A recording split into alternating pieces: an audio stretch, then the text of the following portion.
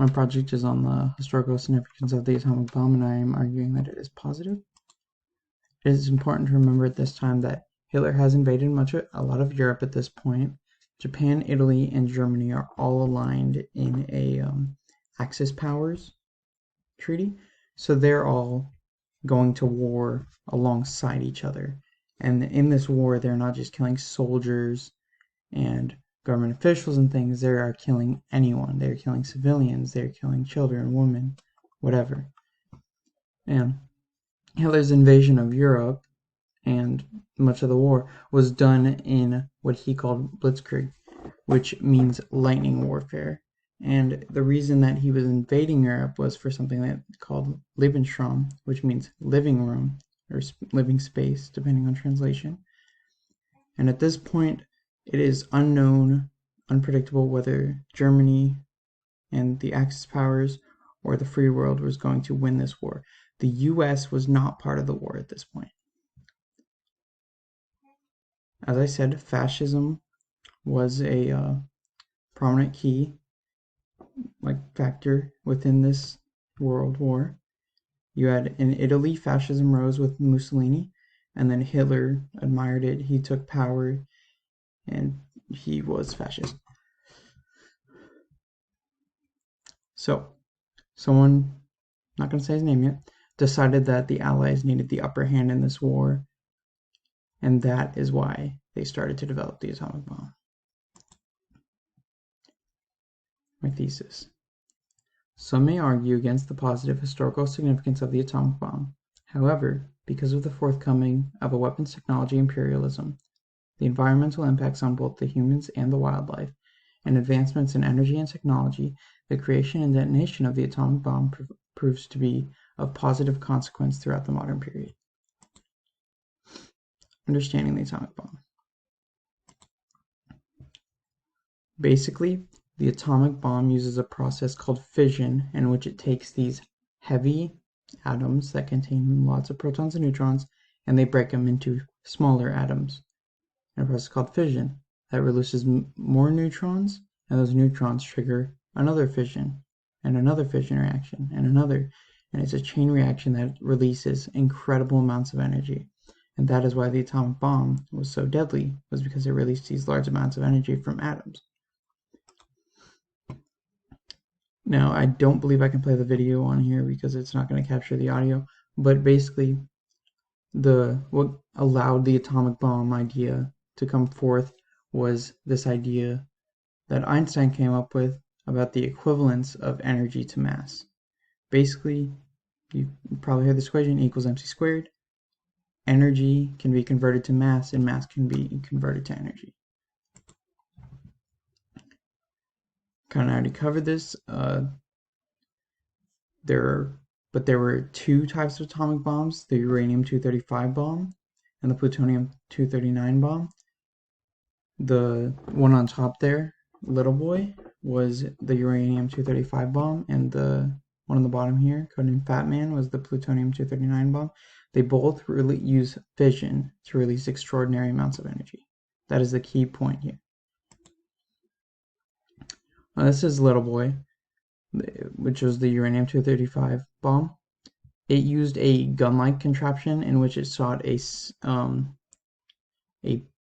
conventional explosive that shot a bullet, if you will, into a hollow cylinder, and when they collided, they reached critical mass, allowing for a fission reaction to take place in creating this explosion.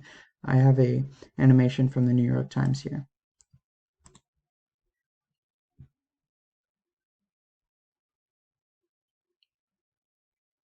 As you can see, when the two masses come together, the reaction begins, and that happens. It doesn't show an explosion, but it's showing what's happening. And that's pretty much it. Nothing special. And then Fat Man utilized a slightly different one. It had a plutonium-239 sphere at its core, and there was conventional explosive packed around it, and they needed a trigger at the same time to implode to decrease the volume of it, triggering a fission reaction. So it's a lot like the gun-type bomb, but a different design. And as you can see here, the explosion happens, it moves inward towards the center, and it's going to compress that center to start this nuclear reaction. Alright, onto its development. The atomic bomb got started with a man named Leo Szilard coming up with the idea that an atom could be split apart and the energy inside of it could be harnessed to build a super weapon.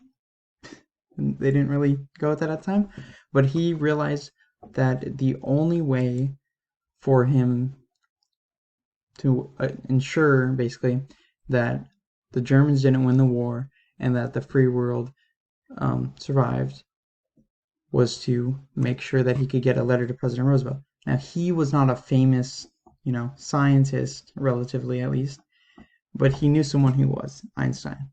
And with Einstein agreeing to his letter, he was able to petition President Roosevelt and get a atomic program authorized. Not immediately, but eventually he agreed.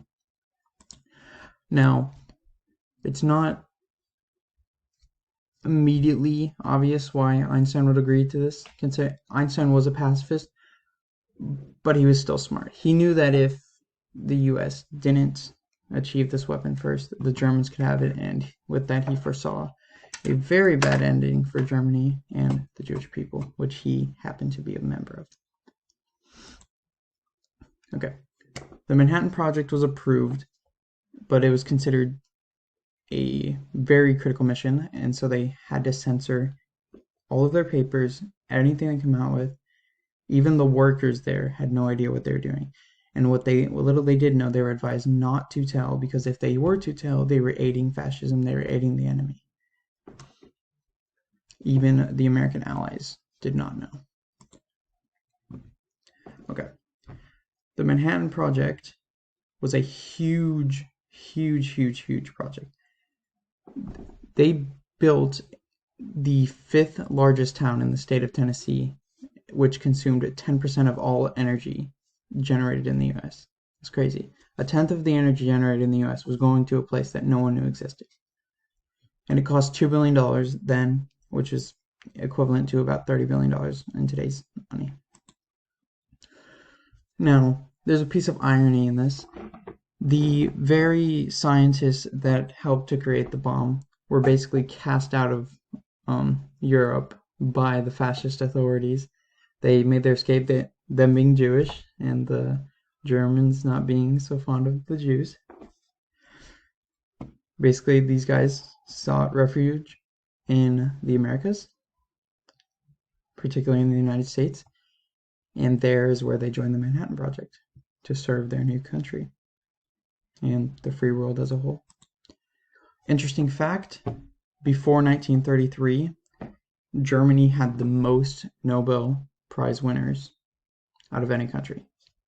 Ever since then, like previously said, they basically cast out all of their amazing scientists from Europe, and they ended up in the United States. They ended up elsewhere, but mainly they ended up in the United States. And ever since then, the United States have received the most honors in the Nobel Prizes ever since. Now, the Manhattan Project officially, on a scientific level, got started in at Chicago University, or the University of Chicago, underneath the football stadium, where the first ever nuclear reactor was built, called Chicago Pile 1, where they stacked a bunch of graphene up, and then they had these radioactive masses in the center, in which they triggered a fission process. And it was the first time that this had ever been achieved by the US. It had been previously achieved by officials in Germany, but this was the first time that the US achieved it. The man at the head of the operation was General Leslie Groves, and he was the same man who built the Pentagon, and he had worked on a lot of projects. He was an engineer. He was an amazing engineer, and that's why they trusted him to do it. Surprisingly enough, he didn't believe that the atomic bomb was possible or that it would ever succeed. Now, they ran into a problem in the production. So the production of uranium was required. Uranium as a radioactive state was not easily found. It was found in uranium-238 isotope and uranium-235 isotope. They were together, they weren't separate, obviously, but they had to separate these. So they used magnetic separation methods using machines called calutrons, and the more heavy something is, the more resistance it's going to have to the magnetic force, so it's going to curve less. And as you can see in the diagram, you have the uranium-238 ions that are curving at a much wider arc, and because of that, the uranium-235, they're going to curve a lot more, so they can set up a collection unit at that smaller curve, and you can collect uranium-235 ions one atom at a time, which, as you can imagine, is a very slow process. So they had to set up an incredible amount of calutrons. With this, they came up with a second method, gaseous diffusion, in which they had, it doesn't say it here, but they turned the uranium into uranium hexafluoride, and it goes through this porous area, and there'd be little holes in it in which it would separate. Now, this was not a very effective process. It had to be run through 20 times in some cases, because the pores, if they were too big, you let everything through. If they were too small, it would clog. And then you had to build something, a surface that could withstand these very because uranium hexafluoride is a very destructive gas, so it would wear away at the surface, and you needed something that could withstand it. And so this process was also very ineffective, very slow, but together they were able to make enough eventually to create a bomb. Very slow, very expensive. That's the main idea. Now, the project site was selected by Groves. He chose a site in Los Alamos. It was in the mountains. It was an elevation of 7,000 feet. And the reason he chose it is because there was only one road in and out. And the reason for this is, secluded in this desert with the mountains, no enemy planes, boats, submarines, or any other spies were going to be able to observe this, and none did. And with only one road in, he can control everyone who comes in and out. Now, additionally, General Groves here selected a man to run the operation. He needed a scientist, so he chose a gifted physics professor named J. Robert Oppenheimer, often called the father of the atomic bomb. It was a strange choice, however, considering Oppenheimer was a very temperamental person, and he often threw things when he got angry.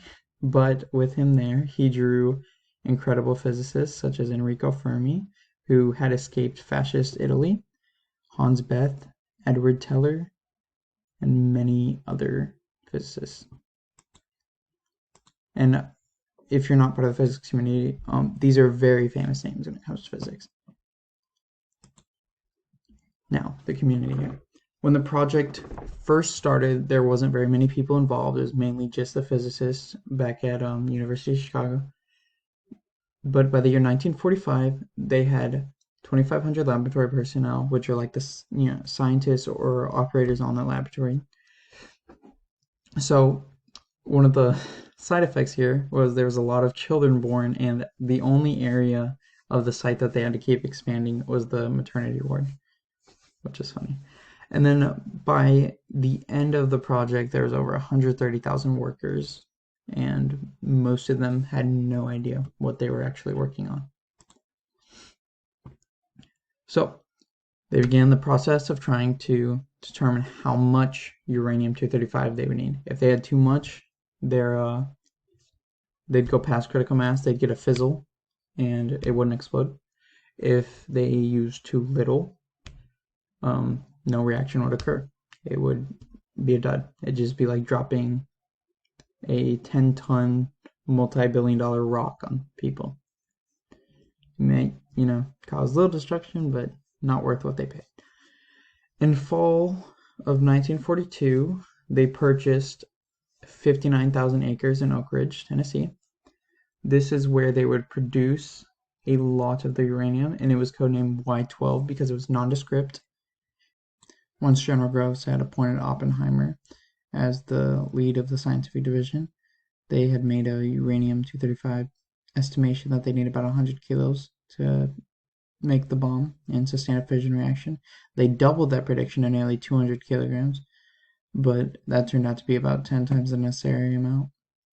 And that's really not surprising considering they didn't have an adequate sample of uranium at that point. Now, Groves was determined to use the bomb in the war, so he put them on a path to developing this bomb within 6 months, which is crazy fast. So in February of 1943, they broke ground on the Calutron site, Y12, and a total of 1,152 Calutrons were built up there by the end of the war. When they turned on the first Calutron, the Alpha 1 racetrack, the magnets were actually so powerful that they ripped the nails out of the walls of the building, and they realized that these Calutrons were not going to operate to the predicted capacity. So they were going to need to build more, and this resulted in Oak Ridge continuing to grow, and eventually 75,000 people would come to work at that site. Now, to get all these workers there, they couldn't exactly just tell them what they would be working on, so they would promise them that there would be good conditions, and they'd provide them with steak on the table every night, but they couldn't tell them what they were doing. Now, at Los Alamos, while work on producing the U-235 was underway, the physicists were busy coming up with a bomb design, and they came up with a gun-like design in which a plug-shaped mass would shoot at a hollow cylinder using a conventional explosive, and that would cause a fission reaction to occur. Now, if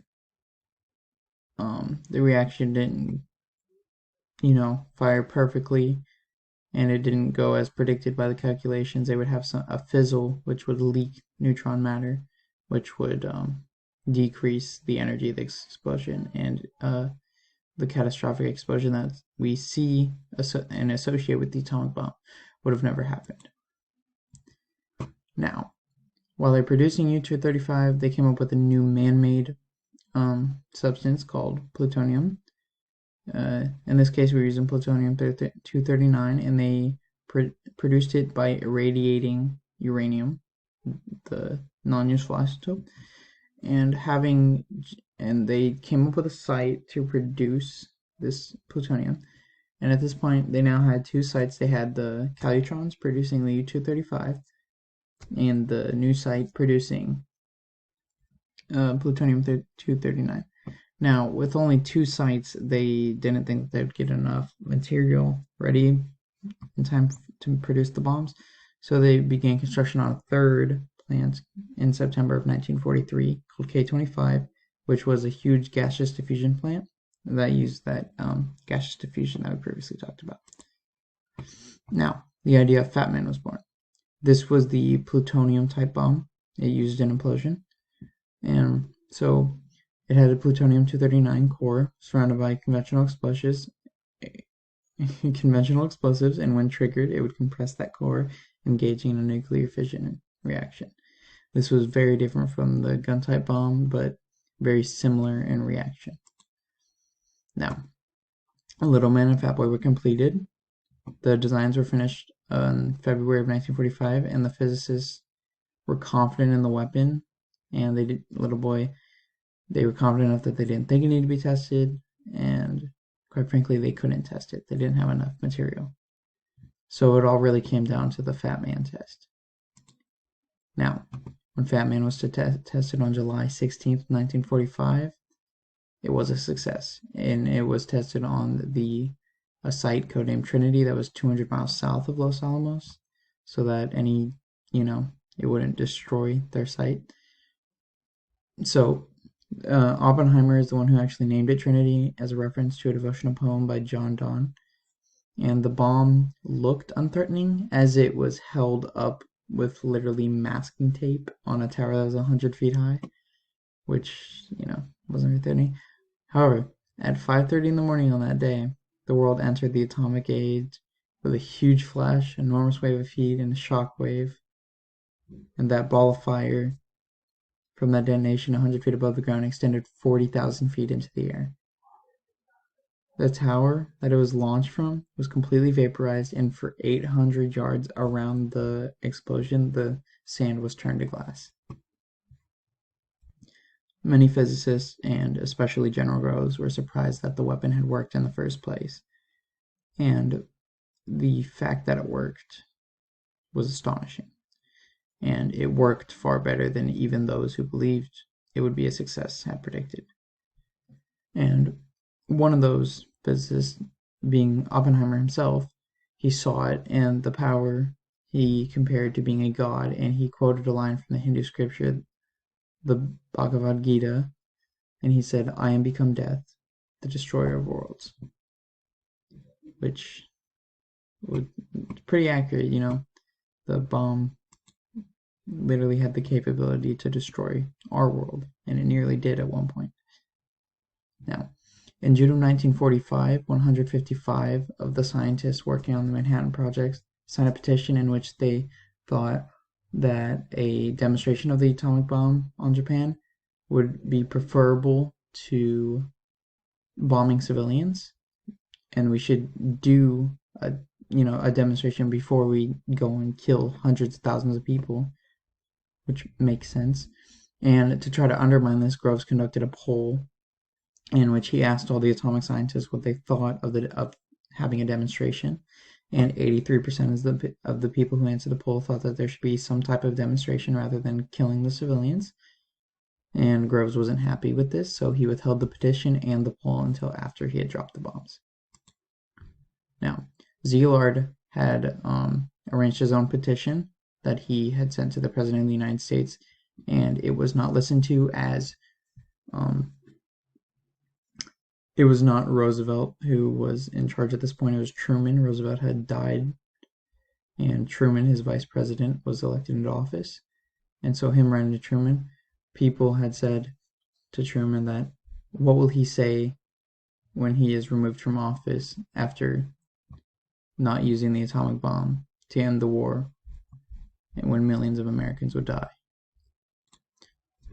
So the preparations for the atomic bomb was started by selecting a man named Paul Warfield Tippett Jr. to fly the Enola Gay, a B-29 Superfortress that he named after his mother,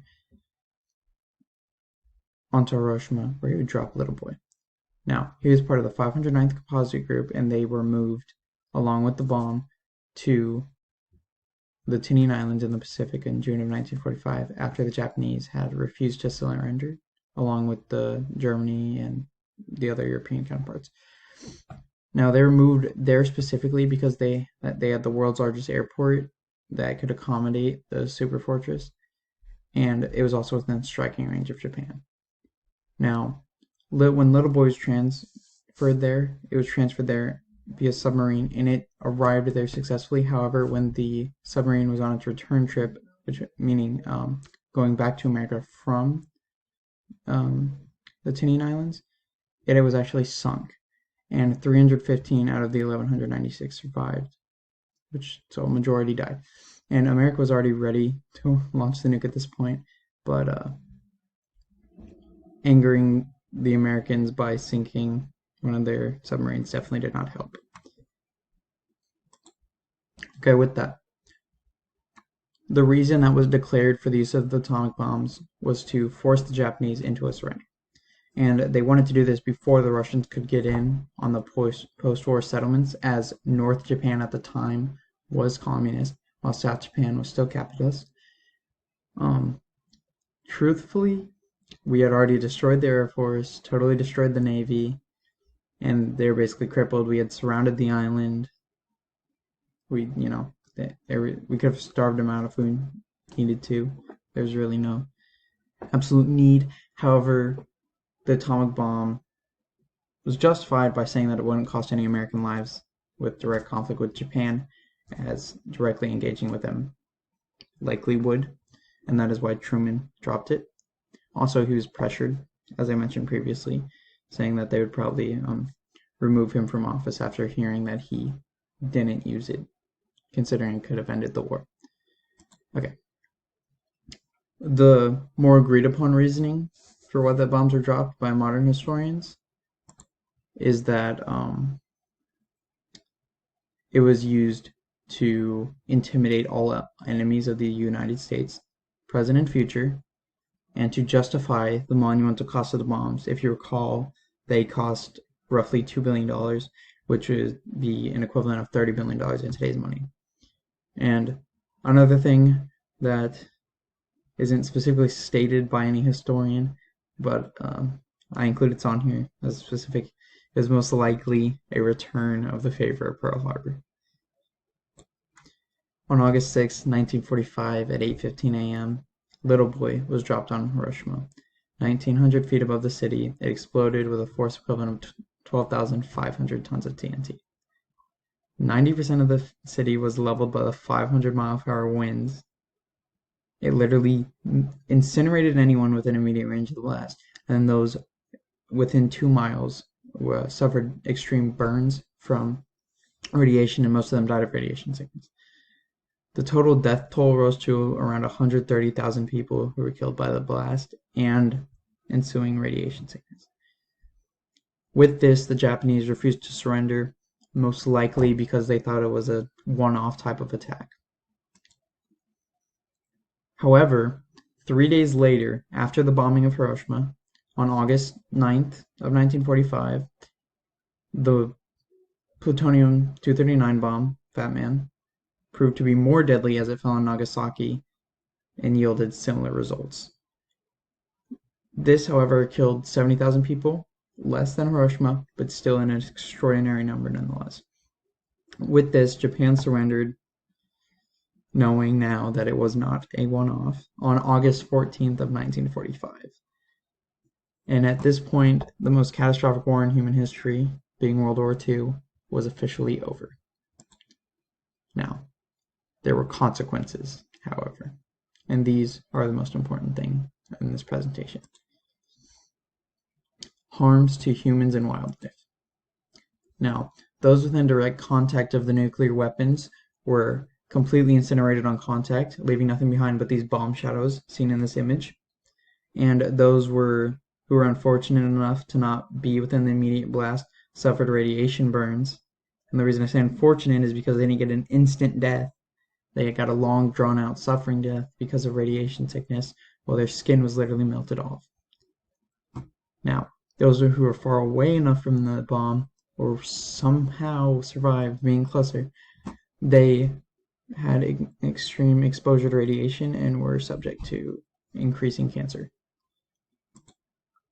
Now, immediate effects of human health is more on there's been a study conducted with 94,000 survivors through an American-Japanese association called the RERF, the Radiation Effects Research Foundation, and they showed the danger of the malignant growths that are copied because of radiation contact splicing DNA. And because the radioactive elements themselves embed themselves in people, future generations will also suffer consequences as the DNA replicates. And the cancer rates will consider to be increased, although descending for centuries, unless somehow we see an abrupt extension of life here in this near future. However, alongside this increased cancer rates were treatments and cures for cancer, and specifically gamma knives. Now, these gamma knives, they use high energy photons called gamma rays that basically incinerate live tissue, and when these target the cancerous tissue, they prevent the spread because, as far as on a biological level, the cancer no longer exists after it comes in contact with these gamma knives, at least in that single cell. However, if you miss something, it'll continue to spread. More significant, there were events such as Bikini Atoll, which the Bikini Islanders, there's roughly 100 of them. They were completely displaced from their home and not allowed to come back because of nuclear radiation. And 23 tests were conducted there, and all of the people who worked there conducting the nuclear test now receive $75,000 if they develop cancer from all those nuclear tests. Because remember, at the time, they didn't know about all these effects. It is also important to note that the cancer treatments and cures have become a industry that is given hundreds of millions of dollars, if not billions, on a regular basis, which unexpectedly, created a huge economic platform from the bombs and the ensuing nuclear studies that came after. I just thought I'd add that on. Another side effect of nuclear activity and the atomic bombs are radioactivity within the human populace. Now, a very noticeable example of this is in the United States when they used to test atomic bombs on U.S. soil because they didn't know what it did because they were still, the dawn of the atomic age. And when they tested these, many radioactive elements were distributed throughout the atmosphere. One specific one, strontium-90, infused with people's bones, as well as that along with some of the other radioactive substances, gave a lot of children thyroid cancer, and other various forms of cancers were increased in likelihood with contact with these substances. But strontium-90 does increase likelihood of certain cancers. However, strontium-90, nearly every human in the U.S. lives with strontium in their body, strontium-90 specifically. Because of the nuclear tests that were conducted, our ancestors who were alive back then got exposed to this stuff, and so the reproduction, it is grown as part of our bones and it is within our bodies. Now, however, because its half-life is 28 years, it's about a fourth to an eighth as much, depending on if it engaged in, its cycle, but this is a notable thing. It still affects us today. And this also increases the cancer market. It's crazy.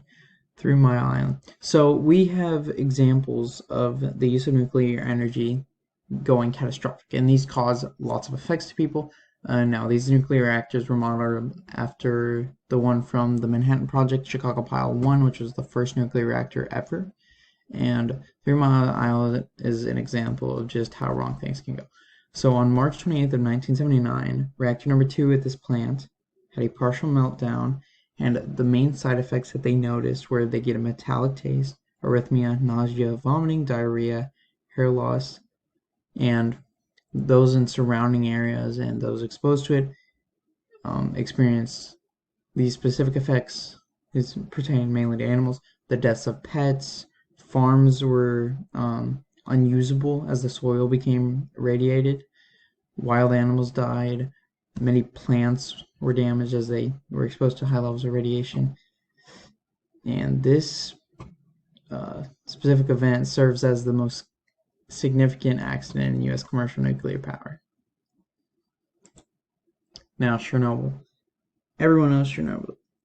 On April 26th of 1986, in Pripyat of North Ukrainian USSR, reactor number 4 went into a meltdown, and the problem was so bad that people had to physically go in there and try to prevent the reactor from worsening with their hands, knowing full well that they would die.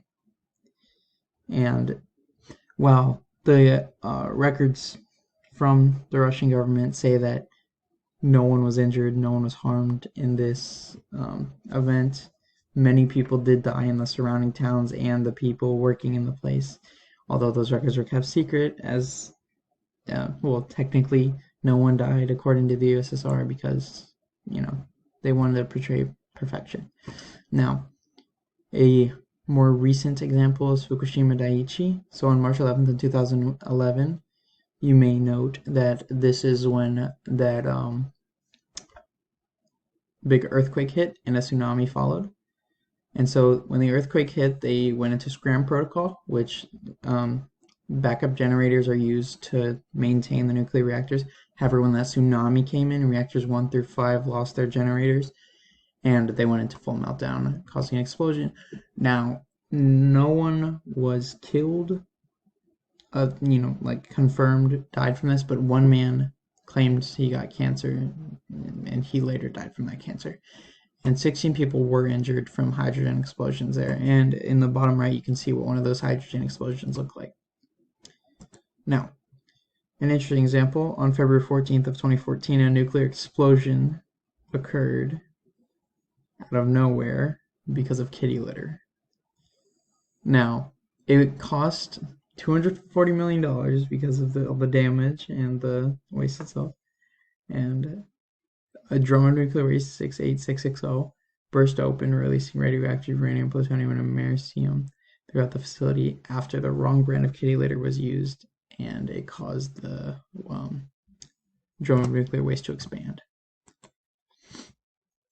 Wildlife displacement and destruction. Now, the area around where the bombs hit completely destroyed, all wildlife within it obliterated, just like people. Now, the warmth caused a substance called nitric oxide, or N2O, to be delivered into the air, and N2O, if you're familiar, depletes the ozone layer of the atmosphere. So this leaves the Earth exposed to ultraviolet radiation from the sun, which harms life on Earth. Now, nuclear fallout has also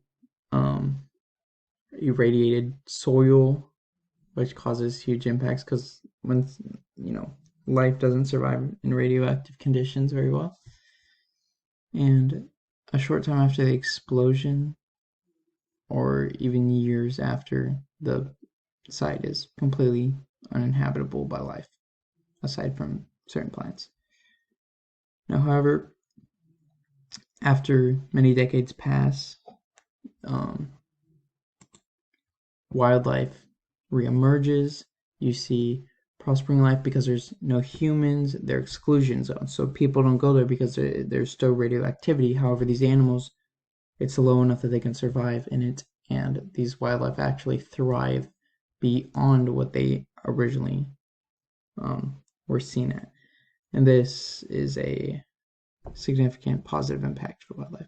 Additionally, we have nuclear power, which emerges from this. So because of the atomic bomb, many people work to utilize that same fission energy to create a sustainable source of energy. And this is a it meets countries' perfect energy objective that we see nowadays, where we want to see clean energy. You got wind, sunlight, hydropower, all that stuff. So by doing this, you can create a sustainable, clean source of energy, and it's somewhat self-maintained, which is nice. And this also creates a huge economic and political point, because many political activists are moving towards clean energy at this point.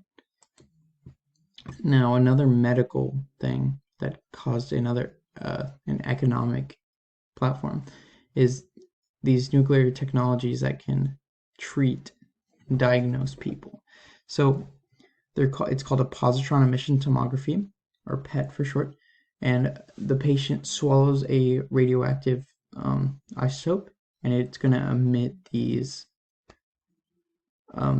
light particles called gamma rays, and they basically turn into antimatter matter pairs, as you can see in the diagram, positron electron, and those annihilate each other, and they lead to a higher energy photon being constructed. That's complicated physics, so I won't get too into that, but basically they're able to map the entire body and see everything that's going on while this stuff is happening. And with this, it's very expensive, as most modern medical procedures are. So this emerged a new economic platform and made a lot of people very wealthy. Now, in summary of the harms and benefits to humans and wildlife. Now, there are lots of negative effects, people literally being obliterated, cancer spread, people were sent away from their homes because they couldn't survive there, as well as animals. However, this is overall positive, as along with the increased cancer rates, we also developed a relative cure for cancer, way to diagnose and treat many other diseases. And this is including cancer. This can be used to diagnose cancer as well. Because of the increased life expectancy of many dealing with these diseases, that is overall a positive impact. And to say whether this is causation or correlation, meaning like would we have developed a cancer cure without the atomic bomb? And the sense is possibly, but using radiation to basically analyze and destroy these cancer cells would only be possible after the use of the atomic bomb. Otherwise, we would have never came up with the nuclear technology. We wouldn't know how it works, what is happening. So, but maybe in the distant future we would have discovered fission more precisely in a lab rather than in practice. And so a lot of medicine advancements from this nuclear technology provided a new economic market, being cancer patients. And like I said, this is a hundreds of millions of dollars a year, billions collectively. It's a huge market that has been produced because of the atomic bomb and the technology that was birthed from it. Now, a lot of political movements have also been born from this. They push for the protection of these animals who have been displaced and or sickened by the radiation, and a lot of political movements towards this clean energy ideals. Now, the rise of a weapons technology imperialism. So, after World War II ended, the Russians, they already knew that we were developing the atomic bomb, but they were angered by the fact that we did not share with them, who they were our allies at this time, that we were developing the atomic bomb. To be fair, we didn't share with anyone besides the people who were in on it. So with this, the Western world and the Eastern world separated into a communist or semi-communist alliance called the Warsaw Pact, and the Western powers, who were mostly capitalist, aligned in NATO. And these became known as the East and West blocks, and they were separated by an area that became known as the Iron Curtain. Now, there wasn't a huge physical wall through most of Europe. There was not a physical wall. However, in Germany there came to be, but that's for another topic. No hot wars were actually conducted between the two sides, just a very political engagement and proxy wars. And this sparked loads of political movements against the war. The president shouldn't deal with it. We should resolve in peace. We shouldn't develop nuclear arsenals, all these things. A lot of political movements were born out of this. Now, we faced the threat of nuclear brinkmanship in the Cuban Missile Crisis. Basically, the U.S. had been allowed trading permissions under the Platt Amendment in Cuba, under the Batista dictatorship. However, with the Cuban Revolution, they put a new leader in power, namely Fidel Castro. Castro, the great promoter of democracy, took control of the government and established a communist dictatorship, and thus became very friendly with communist countries such as Russia. Now, the U.S. not really liking this, communist neighbor, they had something that was called the Bay of Pigs invasion, where they took Cuban exiles and sent them back to Cuba in order to try to spark a revolt. Those were captured, and Cuba was fearful that the U.S. would try something bigger next time, so Russia came over, gave them a bunch of missiles, and that began the Cuban Missile Crisis. And it was a huge political issue, and once again, political activists rose up. They said that Kennedy should not deal with this, and that he should let the UN deal with it. However, Kennedy was able to reach a deal. Russia pulled out on October 28, 1962, on the condition that the U.S. would never invade Cuba. And if this hadn't happened, who knows what nuclear disaster would have arose from it. So by the 1940s, the lack of trust had prevented the Soviets and the United States from gaining progress towards nuclear arms agreements.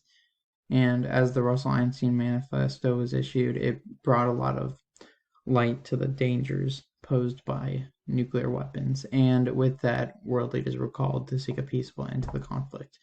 By around the 60s, steps had been taken to limit the proliferation of nuclear weapons to other countries, as well as the environmental effects that they had. And this is shown in the Partial Nuclear Test Ban Treaty from 1963, which restricted all testing to being strictly underground. And with the International Atomic Energy Agency, or the IEA, under the mandate of the UN, which is the United Nations, they encouraged the development of peaceful applications of nuclear technologies and also facilitated safeguards to make sure no misuses or serious nuclear threats occurred. Additionally, there was the Comprehensive Nuclear Test Ban Treaty, which prohibits all testing of nuclear weapons. A testing ban imposes a significant hindrance to nuclear arms development before it can go into force. As of 2012, the ratification of 8 of these states is still required. Additional treaties and agreements have governed nuclear weapons stockpiles between countries, with the 2 largest stockpiles being the US and the Soviet Union, and later between the United States and Russia, as it came to be after the fall of the Soviet Union. And examples of these types of treaties are SALT II, which was never ratified, START I, which is now expired. You have INF, START II, which was never ratified, and New START. You also have non-binding agreements such as SALT I and some presidential nuclear initiatives in like 1991. But regardless, they don't really get the chance to force and enforce their regulatory practices, because how do you fight someone against the control of nuclear weapons without engaging in a nuclear conflict?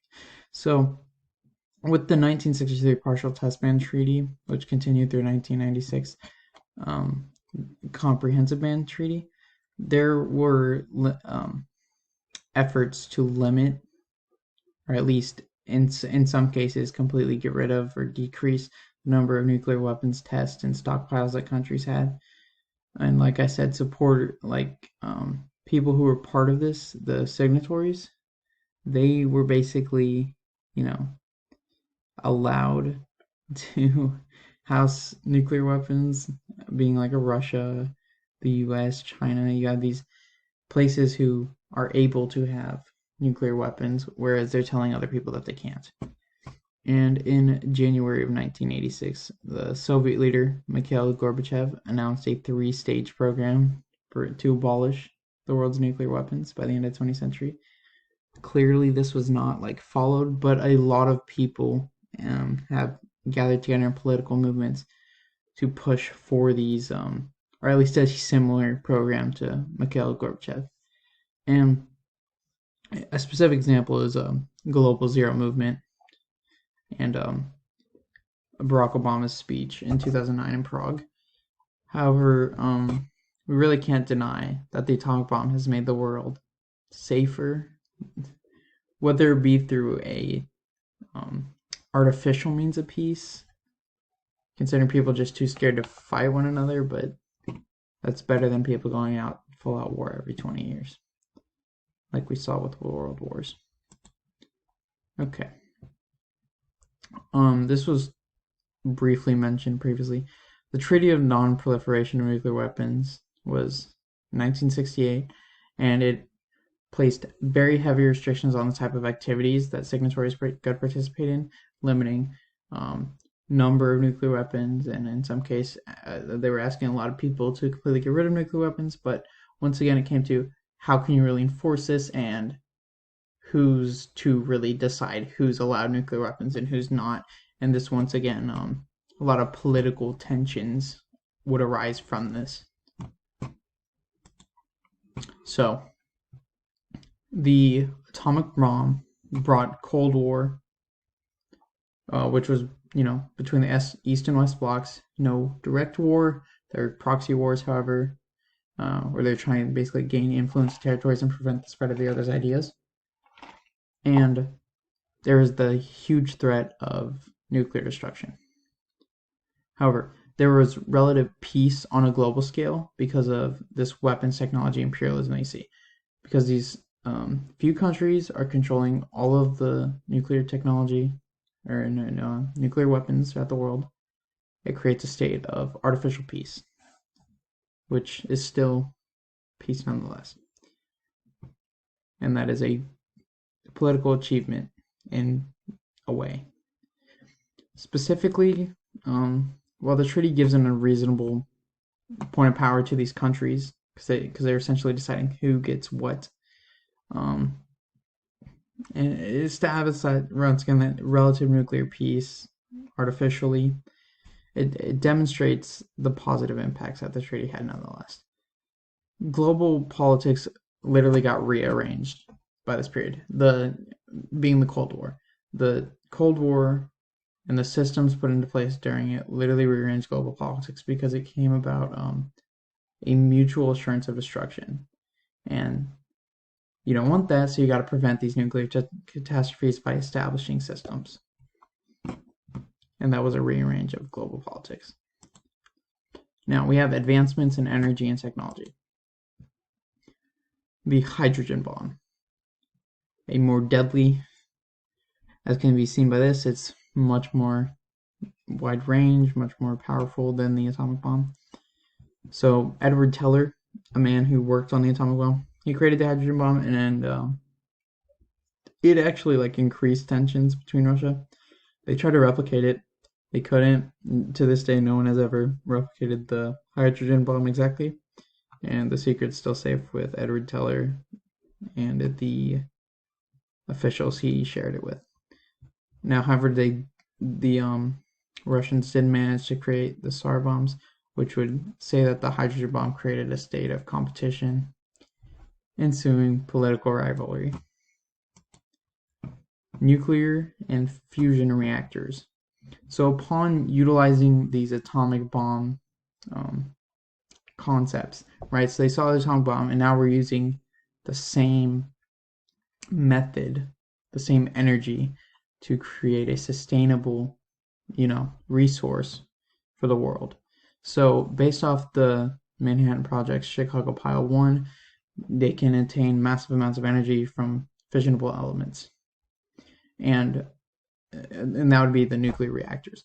And so there's also these fusion reactors, which are more like the hydrogen bomb, which also was birthed from the atomic bomb. And so an example would be the ITER, or the arc reactor, which aren't online yet, I believe, but when they do, they will overcome the energy requirements to get it started, and they will provide a sustainable system of energy. So you're putting an extraordinary amount of energy in, but you're getting an extraordinary amount of energy back in surplus. And this is going to allow for a huge economic market to arise, and it's going to create sustainable energy throughout the world.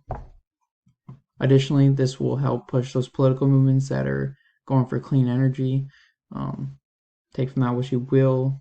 A lot of people support, a lot of people don't, but regardless, it's going to strengthen those political movements for green energy. So we have another effect, interplanetary travel and exploration. This is political in a sense, because you have countries that are competing in the space race during this period. So you have all these probes. I'm not going to get too specific with it, but basically when you go beyond the solar system or deep into the solar system, you can't really use solar energy. You use fission processes on board the satellites to propel them forth, and what this is from the atomic bomb, and you need the radioisotope thermoelectric generators on it, the RTGs, and those allow it to propel beyond, and those will keep going for. And some of the newer ones, they can go for nearly a century, but in most cases they get discontinued before then. And so this will basically strengthen the political rivalry of the space race. You're gonna you're bringing out a new platform of territory in which countries want to dominate. Because if you control space, you control the area around the world. And if you can control space, it's not that hard to gain an extensive influence around the world. Now, a huge economic impact is determining the profitability of oil wells. They use a system where they shoot radiation into potential oil wells, and they get information back on, and they can detect 40 or more different types of elements from that well, allowing them to predict valuable information regarding determining the true value of that well. And this allows for less of an economic risk to be undertaken by those who are investing in these wells, and maximizing profits, those making those oil tycooners rather rich. And this can actually, in future, we could see a major decline in oil prices if this is sustained on an extensive level. My closing statements. I know you've been waiting for this. So many negative side effects of the atomic bomb and technologies spurred from it have been seen, such as complete decimation of people and wildlife, increased cancer rates, nuclear brinkmanship, ozone depletion, and past instability, and there's much more. But however, the negatives are far outweighed by the positive effects that continue to improve the lives of many around the world, being diagnosis of treatments and diseases, wildlife thriving in these radioactive exclusion zones that are now low enough radiation that animals can survive there relatively safely, the relative stability and virtual peace or artificial peace of the world with the control of these nuclear politics, the clean and sustainable nuclear energy, the U.S. hydrogen bomb monopoly, and economic opportunity market are all major positive effects that provide a better political, economic, and cultural climate in the